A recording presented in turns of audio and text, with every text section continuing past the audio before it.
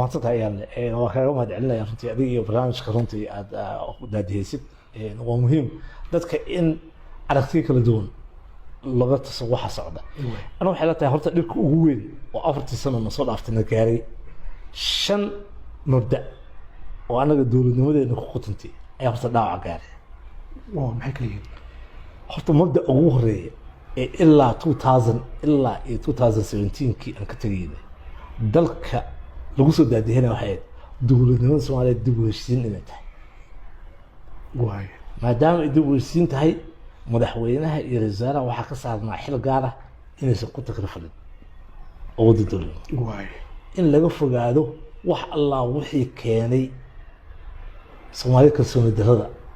dhextaala in dulqaad ka badan dadka qof kastoo waqtigiisa intuu joogana inuu ku dadaalo ummadda Soomaaliyeed meesha joogto meel ka dhow inuu ka fiican horta niyo dhaawac gaaray arrintaas oo hadii waxa moodaa inay dib u heshiin ku dhisnay dawladnimadeena meesha ka baxday muddo labaad waxay ahayd in la yiri dawlad madani ah ayaa la samaynayaa parliamentary system ah oo 60kii oo kale ah siyaasadeeda حاول له دستورك يعني هلا دمشتر لكن بيس روح مبدا دولة برلماني اكسكتيف باورز كلها وزيرين الى وزاره عسكريه مدحوينها وحوا ku dhamaadeen wax kama bilowdaan دستورka hada fiirisid awood madaxweynaha wuxuu kula wasiirada soo saaraan wixii barlamaanka soo saaro iyo wixii maxkamadaha ay soo saaraan ayuu saxiixa ugu dambeeyay ليه حل wax ayaa ka bilowday madaxweynaha wariisaalaha magacaabistiisa waxaa muudaa in la baalmaritaas yani madaxweynihii hadda wada hadalkii fadhiya ra'iisul wasaarihii go'aan siyaasadeed iyo arrimihii siyaasadda iyo in golihii wasiirada ay ka shaqeeyaan yani jaangoynta siyaasadeed tan amni waa dhamaatay iyo arrintaas dhaawac weyn naga soo gaaray صدح وفدرال سيستم dalkan xamar kaliya dawlad ka taagmay maalintii xamar guud gashay dalku dhan ayaa burburay si mar dambe istaas u dhacay waxa la federal structure hal qaato xawaq kala horeeyaan sabab kala duwan wax ku kala samaysmaan laakiin annaga waqtigeena waxaan ku guuleysanay Hirshabeelle iyo Galmudug labadii markaas yani aan sadeeyay wixii kale oo British soo goonideeda laakiin space dambe yuusan jirin labadaas aan ku guuleysanay inaan istaajino ugu dambeeyay federaalka labadii runtii power sharingkii aan annaga sameynay wax qaylo ka timin male madaxweynaha la bedelo hal isku dagaal siyaasadda laakiin structure-kii aan sameynay waa taagnaa dawladdan 4 sano ay joogtay waxaa soo baxay dad dhahaya annaga reeraheena federal systemka waa ku dulmannahay therefore waxa kaliya aan xal u aragnaa waa waxaan dhageysanayay dawladda waxaan dhageysanayay ninkii ahaa waraysiga ay ka qaaday waare ويقول لي سنت واحد عامل وقتها وادعي كرتا كونسيرنكا وقتها marka problemkooda inaan andalmaan waadhici kartaa dad badan in states dhexdooda aysan access siyaasadeed badan ku haysan laakiin taas inaan saxno way ilaa anaadu ma wax dhisnaa la dubiyo waa inaan wixii dhisnaana aan wixii ka hagaajinaa stateska nama inaan ka ogolaan inay ku takrifalaan dadka deegaanka waa in stateska ruuxooda wixii ka khaldan aan saxnaa oo ay noqotaa qolo kasta intay rabtaa la eqaatay accesska siyaasadda iyo resource iyo security-ga saddexdaas ugu muhiimsan inay u haystaan access buuxa inay ka noqdaan qayb statekaas si fiican in la saxo waay waay laakiin aan dumino federal structure-kii federal diin waxaan arkay isagoo dhaayarkii wifi-ga prime ministerka way qasisay wallahi waa inaan federal diin waa meesha systemka dhan waddanka laga hagaayo wasaaraha xisbigiisii federal diin mid ku qorto marka ma aha inaan federal diin waa federalkii sameynaa afar waa arrintii security dalkan waxa dumiyey waxay ahayd markii ciidankii ay ka tageen inay dastuur iyo dal u shaqeeyaan ay u shaqeeyaan shaksi siyaasaddiisa marka waxay ahayd understandingka jira wuxuu ahaa securitygaas wixii tababar ah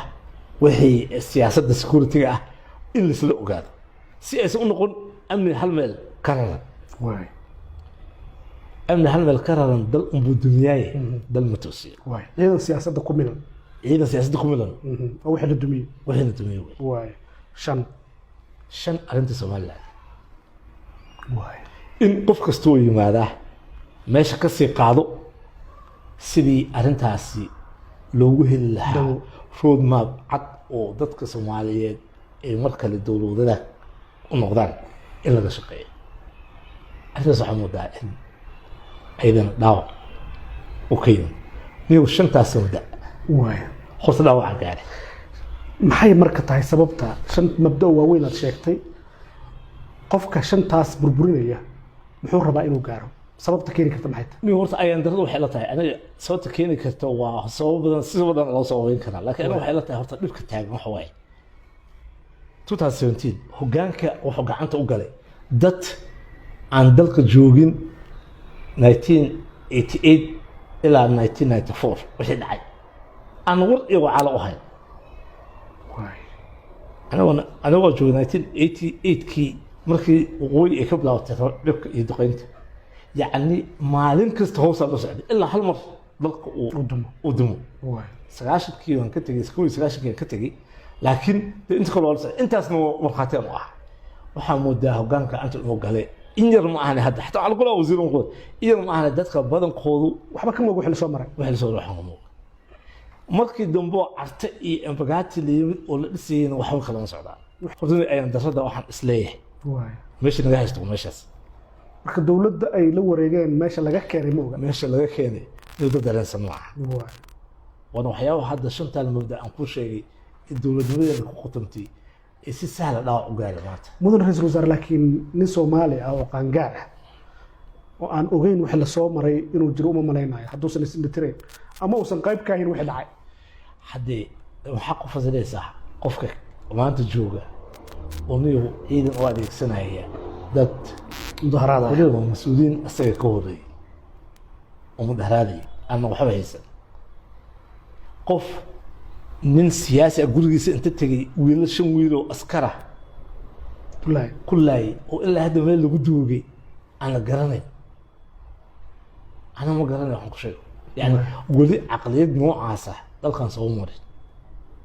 لو كتاجنا حوي جنريشن يديث وروح وضع عن لصق من اللقيم يوم اللي صومري أيه روح على دولة نمطها إلا غير عسين إنسان دولة نمطها ذيك اللي راهدو فرماجو مدحوينها النقضي سمعتها وحكوها لي مركي أديجا أكبدلي وقت اللي بلوضة أقابل ayaa la sheegaa wax badan inuu qabtay dawlad liiratay inuu dhisay oo kooban mushaar bixiyay ciidamadii wax siiyay magac maalintaas u baxay ayaa dad badan oo Soomaaliyeed oo aan anigaba kamid ahay ku qaldanay 2017 inaan ku taageerno arinta maxaad iga sheegi kartaa waxa laga sheegayo nin qabtay ma yahay oo kala wareegay horta nin wuxuu nagala wareegay wax uu qabtay 6 bilood horta wax lagu qaban karaa ma jiro dadka qofka soo aqal loo ogeey qofka soo dawlad soo ogeey horta labadii sano aan soo joogay ciidankii aan dhisnay oo magaalada shabaab ka saaray oo wasaaradda gaashaandhigga iyo kulli laga saaray oo horta yimid ciidanka lacagtiisa soo qaatuu yimid lacagta zaa'idka ah oo uu bixinayo anaa keenay وهيامله حتى ما تداوي دي سنتين لك كان إنه قرني أمالين ورن على ما لك كان لكن سيد لو كان إيو ماشي الله مري تونو مسؤولين ilaahay amarkiisa anuu joogo khilaafkii anaga iyo sheekh shariifna soo dhex galay iyo baarlamaanka iyo ayaa lacagta already waa bilaawtay in la keeno markaas laakiin khilaafaa jiray marka anagana dee markaa arkay inaanan yacni waxaan ka doorbiday inaan iska casilo intii aan buuq iyo rabsho iyo la geli lahaa muxuu kaala wareegay bal noo tilmaan meesha aad keentay uu kaala wareegay iyo 6 bilood ciidanka lacagta horta lacagta mushaarka ciidamada aan siinayni 3 qayb ahaya ciidan 3,000 ah dowladda Talyaaniga ayaan ballanqaad anaa ka keenay oo ay siinayeen lacagta 3,000 ciidan ah ciidankaas waxaa ciidanka ugu horreeyey markii aan xamar imaanay 1,700 waxay ahaayeen federal transitionkii dowladda xukuumaddii naga horreysay 1,700 waxay ahaayeen ciidan la diyaariyey allah u naxariistay oo maxaakiminta dhinacooda oo markaas uu diyaariyey cumar xaashi marka isku daro adiga 3,300 iyo kooga yahay 3,300 lacagtoodii oo kaamil horta anaa usoo dhameeyey oo dowladda Talyaaniga ugu keenay waa la siinaya waxaan bilownay inaan dhisno 5,700 oo ciidan ah kale oo cusub waxaa markaas taliya ka ahaa ninka ilaahay gel ruush in la dhihi jiray maraykankaana ka keenay xataa maraykanka waa qaydiyeen markuu yidhi ciidamada mushaar lama siin jirin saddex 5,600 baa iyaga lacagta aan dee markaas inkamkeena waa yaraa dagaalna waa nagu socda marka gacan baan u baahnay ilaa hadda gacan la siiyaa dowladda Soomaaliya kalima dowladda Pakistan dowladda weyn la siiyaa 5,700 ciidan ahna doo qorin waxaan wasaaradda gaashaandhigga laga helay ama inaa dadka waay ciidanka intaas ka baxsanaa annaga lacag siinay waay horta intaas ayuu nagala wareegay 6 bilood muxuu qabtay kampal aqoon lagu dhamaado oo la yiraahdo iska tag hadda يعني waxay galeen waay sababtaas markan waxay ahayd in uu wadanka gaarsiin kareyn ma gaarsiin extension ay qaateen waay ana markaan ka tagay arrin kale jirtay waay horta niyo baarlamaankan hortagay maalin waxaan ku iray warnimayhu hadii goolad bishii hal shil iyo 2 shil ka dhacayaan dalalka ka khaldiyeen waay laakiin haddii maalintii 30 shil ka dhacay goolda wax ka khaldanta waa sax walba khaldan waa goolda sax waxa dishigaanay ilaa 2000 nike aakhir khayri waxaan dhaw ilaa 2000 wax loo fashilay oo transition aan ku jiro waxaan u baahanahay inaan ka saarno dalka transition waxaan qoraa A to Z sida loo bixi lahaa dastuurka in la qoro constituency assembly maadaama aan referendum jirin intii wuxuu noqonayaa constitution laakiin constituency assembly la sameeyay wixii oo dhan aqoon 13 bil in looga saaro dalka arrimaha baarlamaanka lagu diray ee ugu qabsadeen taas qayb ka ahayd sababta 500 iyo waxay ahaayeen konton aadiya mana qaadi karin dalka qoraaqda aan qoraa waxa qornay in la keeno 200 iyo 300 meel u dhaxaysa dadka waraabka kala diraya wali u kacay horta meeshaas ugu tagay marka asaga adduunka wuxuu ka sugayay in uu hirgeliyo barnaamijkaas looga baxay transitionka actual extension ka aad 6 bilood gudahood extension baarlamaanka fadhiistay waxa la 3 sano ayaga fadhiistay waxaan ku darsanay annagana 3 sano waxaan aqli galay waa tandee American marka shalay isagoo ra'iisul wasaaraha ayuu extension sabab u noqday maanta isagoo madaxweynaha waxa laga fili karaa dee waxaan isdheynaa waxba ka bartay taas oo waxba iska bedeli doona laakiin in maanta waqti inta soo galo ayadoo aan waxba heshiis lagu ahayn horta ayaan daro weyn waay dalka iyo dadka haysta maxaad ku macnayn lahayd in inta la isku yimaado Kampala Accord ra'iisul wasaarihi xal loo arko leeraniyo bal adiga tag adaa caqabad ku ah wadanka ay daray ay ruuxeeda in meeshaas la gaarana shalay ayaan daray oo aniga runtii ma aanan ku faraxsanayn in meeshaas la gaaro laakiin dee dantii yaatay maanta suuragal ma tahay in la yidhaha madaxweyne caqabada ku tahay waddanka iska tag wallaahi dee niyahu haddii hadda ana waxay ila tahay 17 September qarkay saaran tahay heshiiskii ahaa waay hadduu kaas burburo wixii plan B noqon kara la fiirin doonaa waxaan rajeynayaa kaas anigu wax badan aan kasoo horjeeday heshiiskaas waay sababtoo ah 100 qofood in la keenay annaga hadda 50 aan keenay 4 sano kadib 50 qofood lagu daray hal magaalo ana waxay la tahay xagarasho weyn aan dhacday waay runtii dalka iyo dadka waliba dhalinyaro badan oo Soomaaliyeed oo maanta siyaasadda qayb ka noqon lahayd ayaa la xagarsaday caqabada hadda wax loo arkaa villa Soomaaliya iyo madaxweynaha iyo ra'iisul wasaarihiisii hore macal hadda kan jooga in la dhaqaajin waayo arrintan doorashada waa la dhaqaajin waayo maxay tahay sababta loo dhaqaajin lahayd ma villa Soomaaliya ma laftooda kuwan maamul goboleedyada hagardaamo wada fiida maamul goboleedyada hadda waxa yimid ma aha waxaan ka hadlaynaa sharciga doorashada ayaa 2019 barnaamijka la keenay was clear inaan doorasho loo socon waxay ahayd voter registration wax la dhaho 2017 la bilaabo sharciga 2018 uu dhamaado actually jawaariya ka hadlayba oo annaga soo annaga waxaan markaan ka tagay 4 years plan soo voter registration soo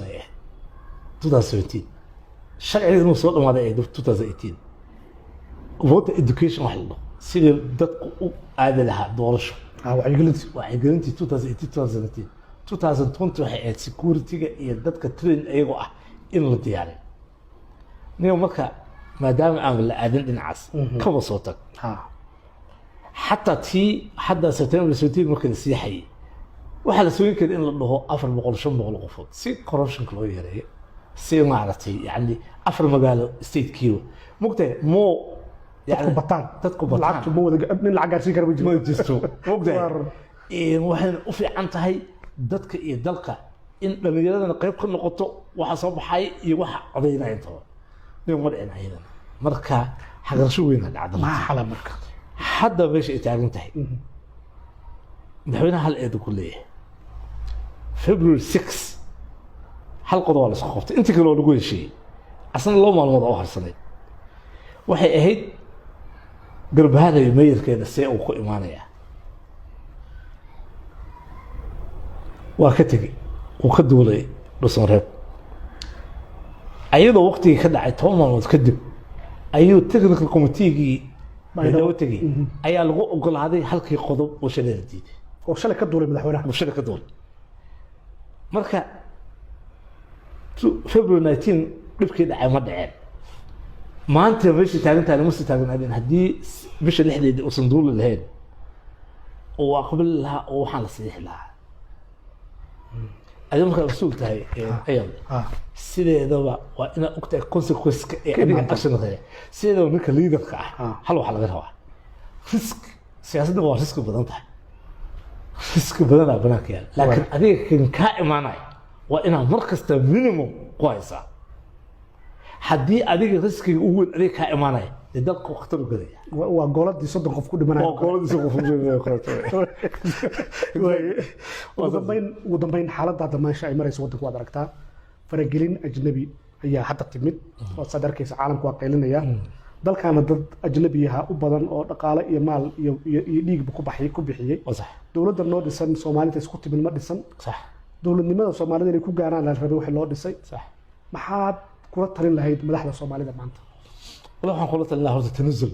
in la sameeyo aniga hadda talana waxaan siin lahaa James Swan talana waxaan siin lahaa ninka leaderska James Swan waxaan dhihi lahaa UN-ka meesha hadda xaaladda taagan tahay dadkan qol inta la isugu soo xiro ha heshiiyaan kuma heshiinayaan soo kalsoonidii runtii wax kasta oo ayaga hadda ku heshiiyaanna hirgelinteeda caqabad weyn ka hor imaanaysaa sababta adduunka kalsoonida lagu socdaa kalsoonida haddii ay naga dhamaato oo naga lunto wax hirgelaya ma leh marka waxaa la qaataa in horta la dhexgalo understanding horta laga shaqeeyo muhiim waxa kalsoonida socod waxaan u baahanahay February 19 maalin February 6 maalinta uu soo ka tagay kalsoonida meeshii taagneed in lagu soo celiyo taas in la sameeyo horta James Swan iswaa ka qaban karaa waa inuu negotiate karaya inta aanan shirka isugu imaan shirka waa inuu symbolic noqdaa oo ay negotiation badan ka horeysaa ana waxay la tahay kalsoonidaas in la soo cesho wixii nin kasta 100% ma helayo suu u rabo mugtahay waa in gobolada si u rabaan 100% uma helayeen farmaajona si u rabo 100% uma helayo waxaa la rabaa meel dhexe inta la isugu yimaado qof kasta 100% ka taga 100% qaato in dalkan loo dareeriyo doorasho marka nimankan Soomaaliya waxa laga rabaa iyo tiimkoodana understandingkaas inay gacan ka siiyaan in la gaaro inta aan miis inta la soo fadhiisto haddana ka dhacaysan dhicin ayadoo waliba marka design jino miiska la soo keenay runtii waxaan waxa laga rabaa qof walba soo wax u rabo ma helay laakiin qof kasta 100% inuu inta ka tago dalkan Soomaali meel khatar ay maraysaa ila tan sano oo hadda la soo dhoobay in meeshan aan taagan aan tato ayaan dar marka taladeedu waxa weey runtii inay wax badan ka tagaan wax badan iska liqaan baashan doorasho la geeyay waxaan aragnay oo goobjoog ahayn madaxweynayaal iyo ra'iisul wasaareyaal isku ah oo adigu ka mid tahay madaxweyne Sheekh Shariif iyo ra'iisul wasaare Cabdiweli Gaas madaxweyne Xasan Sheekh iyo ra'iisul wasaarihiisi Umar Cabdirashiid ayagoo xukuumadii ah ay nin walba sharaxayay oo dawladii ka mid ah haddana ugu dambeyn tanaasul ay imaanay ugu dambeyn iyaguna wax ma helayinba oo dad kale soo baxay waxa soo dhan marka dib u fiiriso maanta ku muuqata dad noocaas ah horta dhibaa taagan waxaan horta taas caafimaad ay baxay sababtoo ah xataa 2017 farmaajo isma sharaxeen haddii aniga aan ka hadli lahaa balance siyaasadeed horta da balance ka lumay afartan sano balance wajida siyaasadeed ra'iisul wasaare waxaan ku leeyahay parliamentary system-ka dhaawac gaaray ra'iisul wasaaraha waa siyaasad administrative ma aha mugtay ra'iisul wasaarihii ayaa hadda waxaa loo keenay meel administration kaliya u ka hadlo oo ka shaqeeya ra'iisul wasaare waa siyaasad balance-ka siyaasadeedna waxaa ra'iisul wasaare madaxweyne u sameeyay balance inay siyaasadda ku socoto way aysan dhinac ololada mugtay tii oo dhan baa hadda luntay taas hadda dhibka keentay meesha aan maanta taaganahay kalsoonidana waxa keenay taas ay ahayd marka wagaas waxaan haynay dad isgarab ordi kara oo ugu dambayna inay wax waayaan aqbali kara aniga Xasan Sheekh hadda hal maalin dhib naguma imaan waa wada tartamaynay haddana hal hadaf aan lahayn dalka inaan gaarsiino doorasho dadka dhan ku qanacsan yihiin mideeda kale tana qof shaar ma aha atolis doorashada ma tolan kartid hadda haddaan weynin ee okay tahay 4 sano farmaajo markii wuxuu ka shaqeynayay inuu isagu soo noqdo madaxweyne kasta waa ka shaqeyn jiray laakiin shaarkii lama ka jirin marka dambe shaar si khalad halkaan la khalada ayaa wala qalliin raadinayay Xasan Ali Khayr laftiis dabca galay waad aragtay waa sax ra'iisul wasaaraha hadda roobna la keenay والله أنا وهذا وحاس ليه هي ماشي لو بحسن كان روب لأنه يهي هدي ورنتي السعودي أسير كالسونيد ورولك السياسات قاطع أنا وحن قوا إنه واحد بدها هاي كلام لكن واحد غيره إنه الوزراء كنت رولك السياسات ما رول هالقلن إيه implementation كلي رول السياسات مقاطعية